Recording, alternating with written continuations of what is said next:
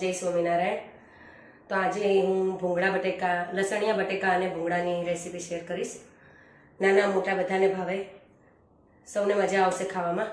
ચાલો આપણે બનાવવાનું શરૂ કરીએ। તો આપણે આ લસણિયા બટેકામાં સૌથી પહેલાં આપણે છે ને ચટણી બનાવી લઈશું।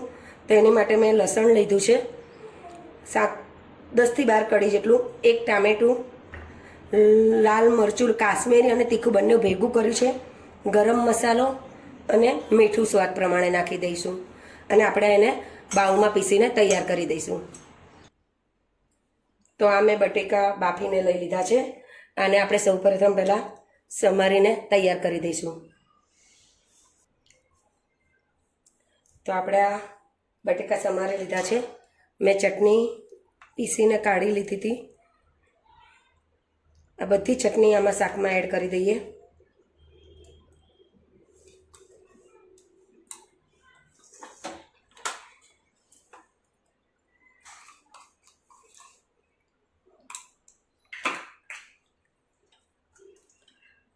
આમાં આપણે 1.5 ચમચી જેટલું ધાણા જીરું એડ કરી દઈએ અને અડધી ચમચી જેટલી હળદર।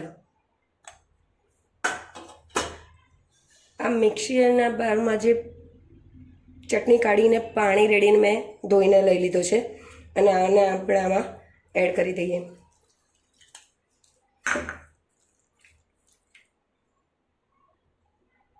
તો આપણું આ મેં મિક્સ કરીને તૈયાર કરી દીધું છે। આમાં મેં મીઠું પણ એડ કર્યું હતું અને હવે આપણે થોડુંક પાણી પણ એડ કરી અને આને આપણે 15 મિનિટ રહેવા દેવાનું છે।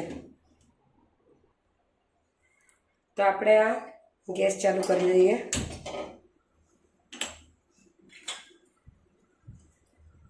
અને આને એકવાર હલાવી દઈએ। 15 મિનિટ થઈ ગઈ છે અને આપણે આમાં 6 ચમચી જેટલું તેલ ઉમેરી દઈશું। આ શાકમાં થોડુંક તેલ આગળ પડતું હોય તો વધારે સારું લાગશે।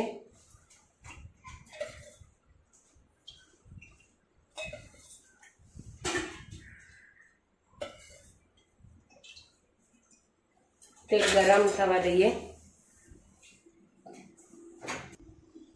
તો તેલ ગરમ થઈ ગયું છે। અડધી ચમચી જેટલું જીરું નાખીશું।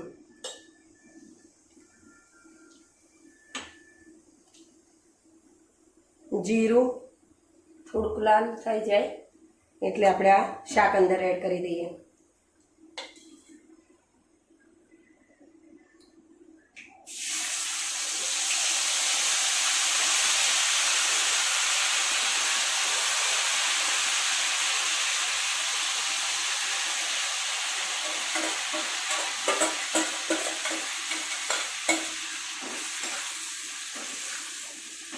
હલાવી દઈએ।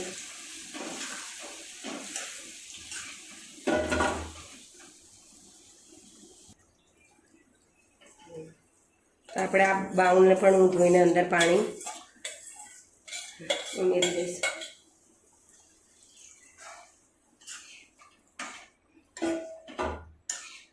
આમાં તમારા ઘરમાં જેવું તીખું ખાતા હોય એ પ્રમાણે તમે તીખું કરી શકો છો। મેં આમાં બીજા કોઈ જ મસાલા ઉમેર્યા નથી અંદર।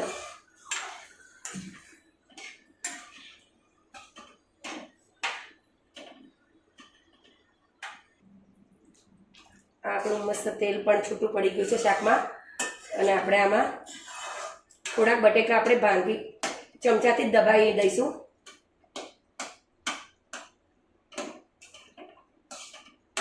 બસ હવે 2 જ મિનિટ એને ખદકાવા દેવાનું છે। આપણું શાક તૈયાર થઈ ગયું છે।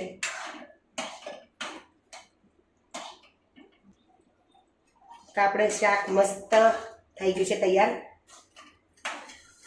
અને આપણે આમાં કોથમીર ઉમેરી દઈએ।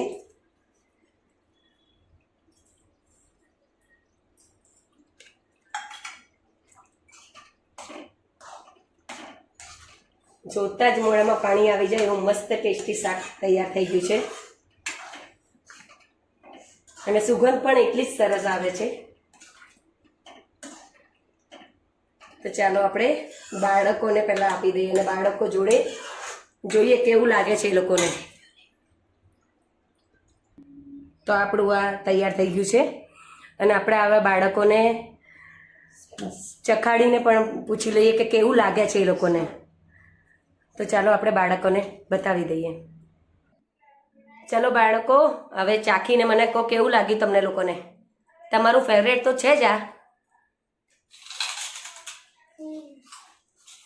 સરસ લાગ્યું. બહુ જ મસ્ત. લાઈક